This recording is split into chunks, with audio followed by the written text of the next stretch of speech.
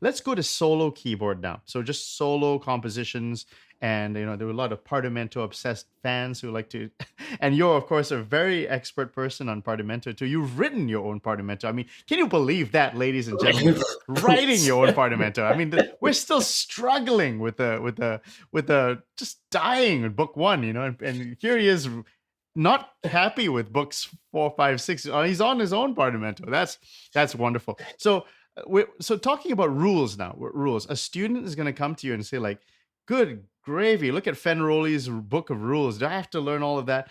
And like, or like CPE Bach, or and so on and so forth. What's your approach to systematically learning as many of the important rules and progressively in a way that's building on the previous step?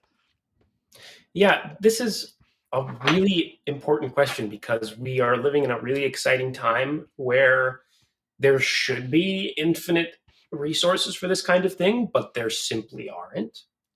And so we're kind of having to like make them. I think Derek has done a great job with his compendium, and I certainly use that for my students. I use an edited version of it. It's sort of reordered, and I've edited some of his endings. But I'm planning on actually releasing my own sort of version of it soon when I find some free time. I've been working on it for a long time, so I'll have a little compendium that includes basically basic counterpoint rules, and then cadences, and then sequences, and then some basic ideas for diminution. And this is meant to be like a primer for students. As far as I'm concerned, counterpoint can be learned in a lesson or two, at least just the basic tenets of it. There's basically only 3 rules in counterpoint: no parallel perfect intervals, and resolve and prepare dissonances properly. That's it. There's really, 2 if you want to lump the last 2 together. There's really only 2 rules of counterpoint: no perfect parallels, and dissonances must be properly handled.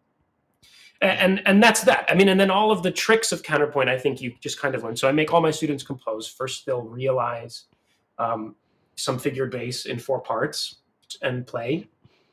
And of course, they're learning continuo all the while. And at first, I actually don't really care about their parallels and stuff like that. I will just let them play whatever they want as long as the correct chord is going over the correct note. Don't care about doublings, don't care about voice leading. And then I will slowly chisel away at it like marble, be like, hey, why don't you try, having contrary motion. That's so good. That's like, because I have 2 kids, and I'm learning how they acquire language, and it's not the case where I stop them and I say, never say that because you're going to build a bad habit if you say that. But I notice their language refines over time, so I can totally understand what you're saying here. Right. So it's too much. It's too much to get lost in the weeds. I think this is something that new students struggle with. They understand that there are indeed, at a very high level, a lot of constraints placed upon what is considered good and proper playing. And counterpoint is a huge part of that. And it seems to be a thing that many students come to be rather obsessed with, to be honest with you. And I de-emphasize it. Now, I'm very strict about composition. If you have some parallel fifths in your inner parts, I don't care. Like you are getting a proverbial beating, right? And of course, I would never berate anybody or anything like that. But you see what I'm saying? I'm quite strict about it. I'm quite strict about it in composition. In improvisation, I'm not. If you're playing fifths in your outer parts all the time, I'll say something, but I played parallel fifths just then, actually, when I improvised for you. And here's the thing. Here's the main point.